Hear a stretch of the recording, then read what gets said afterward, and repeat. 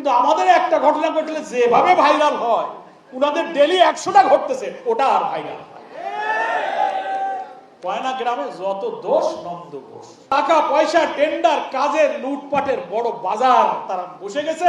এখন সব ভাগ বাটোয়ারা লুটপাট চলবে সব নিজেদের মধ্যে। আমার কথাটা আমি বুঝাইতে পারছি? এটা হচ্ছে রাজনীতির এক দুরারোগ্য ব্যাধি। এই ব্যাধি থেকে বাঁচার জন্য আবু সাইদ, মুগ্ধ, আনাস, মেহেদী হাসানরা জীবন দিয়ে, সহস্রাধিক লোকের রক্ত, 30,000 লোকের আহত ক্ষত বিক্ষত শরীর দিয়ে, জুলাইয়ের অভ্যুত্থানের মধ্য দিয়ে একটা নতুন বাংলাদেশ দেখতে চেয়েছিলাম। এই বাংলাদেশ আমরা চাই।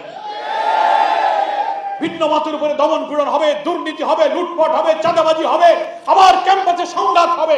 এই বাংলাদেশের জন্য আমাদের সন্তানরা রক্ত দেয়। আমার যুবক ভাইদের কাছে এই কথা বলে শেষ করতে চাই, আপনারা কি সমাজের রন্ধে রন্ধে জেগে বসা এই ব্যাধি, সমাজ দেহে বাসা বেঁধেছে যে সমস্ত দুরারোগ্য রোগ, এই রোগের বিরুদ্ধে আপনাকে প্রতিরোধ করে তুলতে রাজি আছেন কিনা বলুন?